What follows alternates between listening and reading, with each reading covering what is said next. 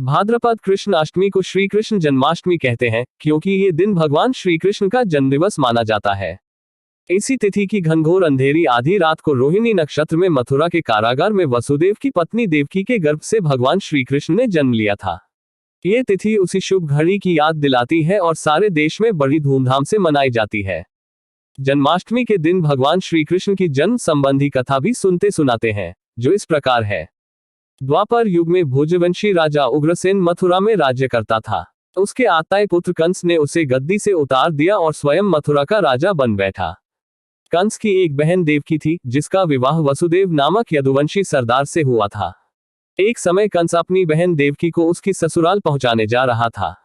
रास्ते में आकाशवाणी हुई, हे कंस, जिस देवकी को तू बड़े प्रेम से ले जा रहा है, उसी में तेरा काल बसता है।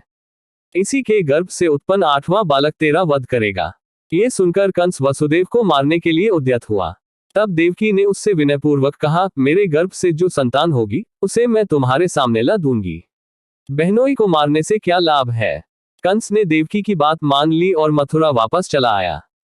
उसने वसुदेव और देवकी को कारागृह में डाल दिया। वसुदेव देवकी के एक एक करके 7 बच्चे हुए और 7 को जन्म लेते ही कंस ने मार डाला। अब 8वां बच्चा होने वाला था।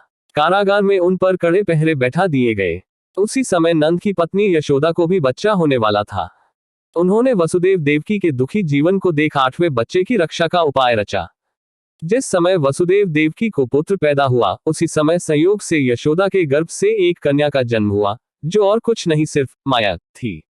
जिस कोठरी में देवकी वसुदेव कैद थे, उसमें अचानक प्रकाश हुआ और उनके सामने शंख, चक्र, गदा, पद्म धारण किए चतुर्भुज भगवान प्रकट हुए। दोनों भगवान के चरणों में गिर पड़े। तब भगवान ने उनसे कहा, अब मैं पुनः नवजात शिशु का रूप धारण कर लेता हूँ। तुम मुझे इसी समय अपने मित्र नंद जी के घर वृंदावन में भेज आओ और उनके यहाँ जो कन्या जन्मी है, उसे लाकर कंस के हवाले कर दो। इस समय वातावरण अनुकूल नहीं है, फिर भी तुम चिंता न करो। जागते हुए पहरेदार सो जाएंगे, कारागृह के फाटक अपने आप खुल जाएंगे और उफनती अथाह यमुना तुमको पार जाने का मार्ग दे देगी। उसी समय वसुदेव नवजात शिशु रूप श्री कृष्ण को सूप में रखकर कारागृह से निकल पड़े और अथाह यमुना को पार कर नंद जी के घर पहुंचे। वहां उन्होंने नवजात शिशु को यशोदा के साथ सुला दिया और कन्या को लेकर मथुरा आ गए। कारागृह के फाटक पूर्ववत बंद हो गए। अब कंस को सूचना मिली कि वसुदेव देवकी को बच्चा पैदा हुआ है।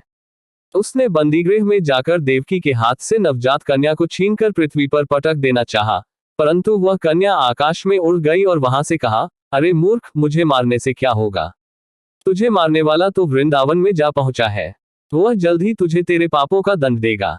ये है कृष्ण जन्म की कथा।